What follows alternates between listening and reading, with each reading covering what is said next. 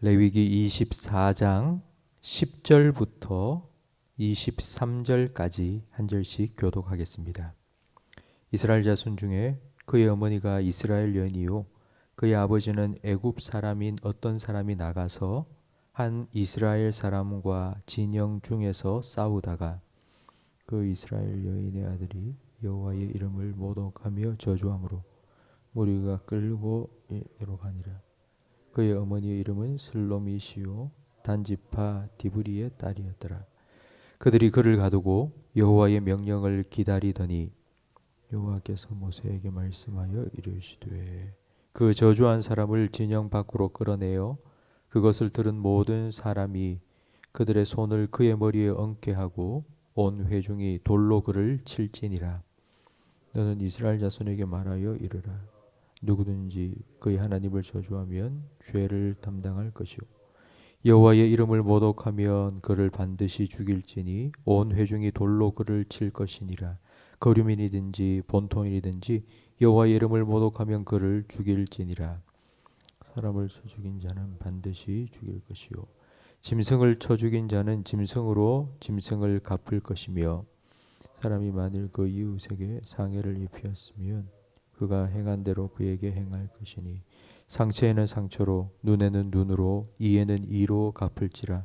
남에게 상해를 입힌 그대로 그에게 그렇게 할 것이며 그것을 물어줄 것이요 사람을 죽인 자는 죽일지니 거류민에게든지 본토인에게든지 그 법을 동일하게 할 것은 나는 너희의 하나님 여호와임이니라. 모세가 이스라엘 자손에게 말하니 그들이 그 저주한 자를 진영 밖으로 끌어내어 돌로 쳤더라. 이스라엘 자손이 여호와께서 모세에게 명령하신 대로 행하였더라. 아멘.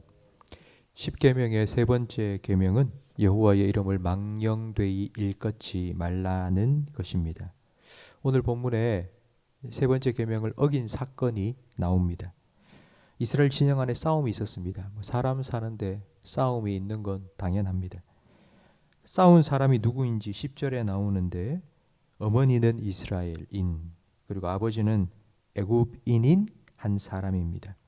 애굽에서 430년 동안 살다 출애굽했기 때문에 이런 일은 있을 수 있습니다.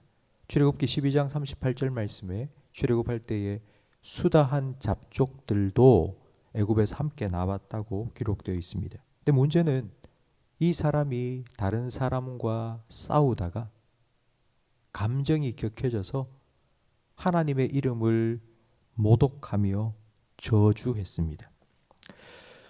하나님의 이름을 모독했다는 것이 무슨 뜻인지 잘 보여주는 예가 바로 다윗과 골리앗의 싸움입니다. 다윗이 골리앗을 향하여 나아가며 이렇게 말했습니다. 너는 칼과 창과 단창으로 내게 나아오거니와 나는 만군의 여호와의 이름 곧 네가 모독하는 이스라엘의 하나님의 이름으로 나아가노라. 골리앗이 이스라엘 군대와 전쟁을 하면서 하나님의 이름을 모독했습니다.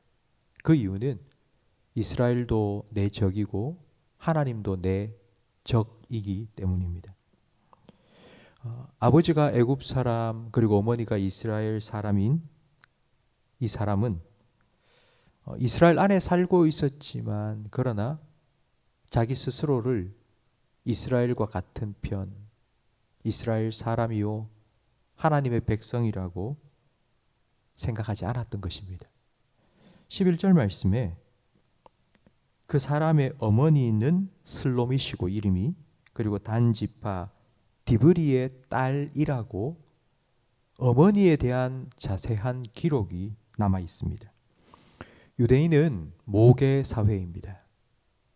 모세가 애굽 공주의 양자가 되었지만 하지만 생모의 품 안에서 젖될 때까지 양육받았습니다.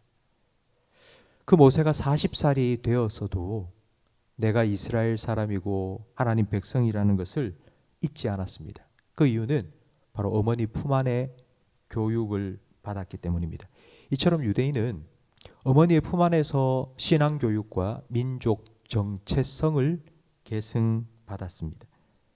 아버지가 애굽 사람이든 아버지가 한국 사람이든 상관없이 어머니가 이스라엘 사람이면 그 자녀는 이스라엘 사람이라고 인정해 주었습니다. 그렇다면 슬로밋의 아들도 아버지가 애굽 사람이었지만 상관없이 이스라엘 사람입니다. 그런데 이 사람이 하나님의 이름을 모독하고 저주했습니다.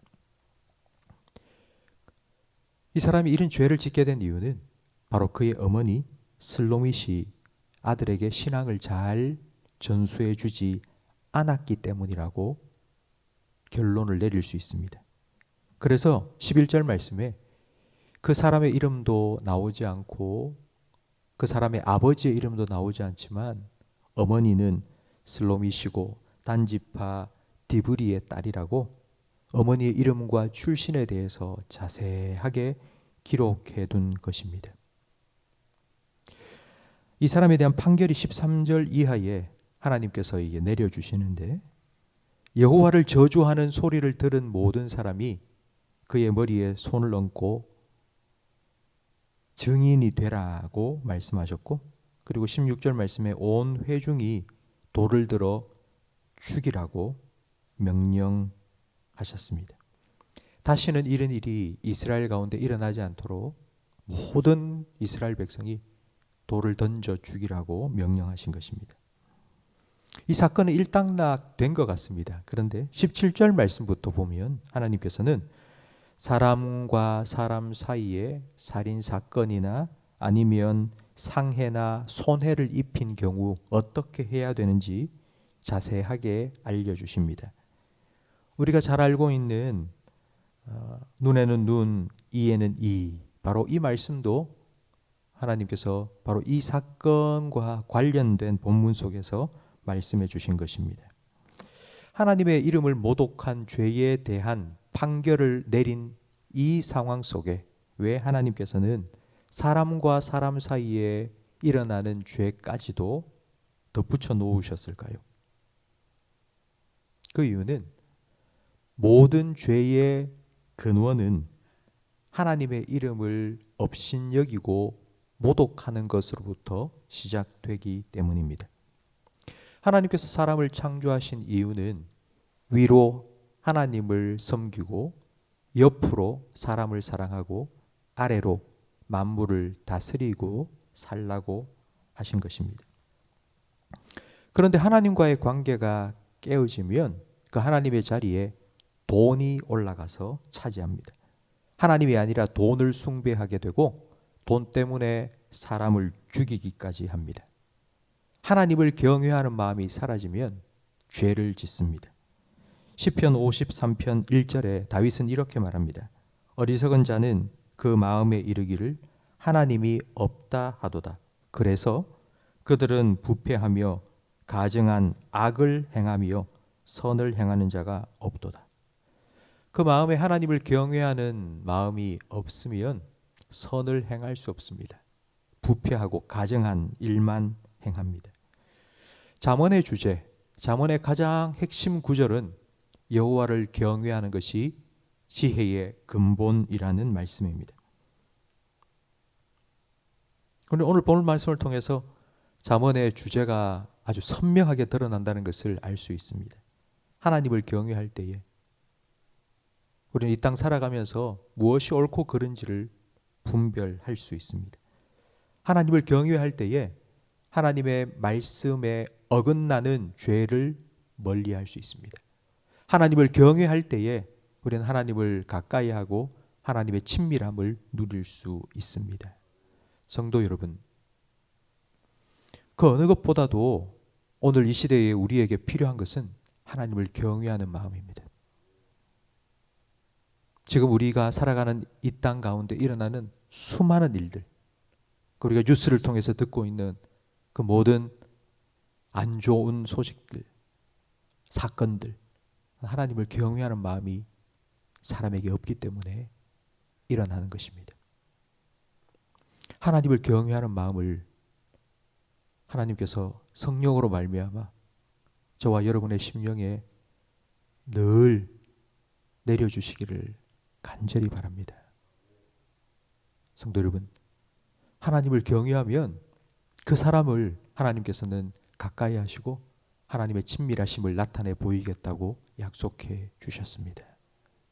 하나님을 경외하십시오. 하나님 경외하시고 하나님의 친밀하심을 누리십시오. 하나님 주시는 은혜를 받으시고 하나님 주시는 복을 누리며 살아가는 저와 우리 모든 성도들이 되시기를 주님의 이름으로 축복합니다. 기도하겠습니다. 하나님 아버지, 여호와의 친밀하심이 여호와를 경외하는 자에게 있다고 말씀하셨사오니 오늘 이 자리에 겸손히 나와 고개 숙여 기도하는 우리 모든 성도들의 심령에 하나님을 경외하는 마음을 새롭게 허락하여 주시옵소서. 하나님이 언제나 불꽃과 같은 눈동자로 내 삶을 지켜보시며 나를 지키시고 인도하신다는 코람데오의 신앙으로 살아갈 때에 우리가 해야 될 일 분별하게 하시고 우리가 멀리 해야 될 죄 깨닫게 하시고 하나님을 더 가까이 하며 하나님 주신 은혜와 복을 누릴 수 있는 우리들의 삶이 되게 해 주시옵소서. 오늘도 우리가 하나님을 경외하기 위하여 이 자리에 함께 모여 예배할 때에 우리가 드리는 이 예배를 통하여 하나님 경외하는 마음 갖게 하시고 또 한 주간 하나님께서 우리를 보내실 삶의 장소에서 자리에서 하나님을 경외하며 살아가게 해 주시옵소서. 무엇보다도 이런 우리의 모습을 통하여 우리 자녀들이 하나님 경외함을 배워가게 해 주시옵소서.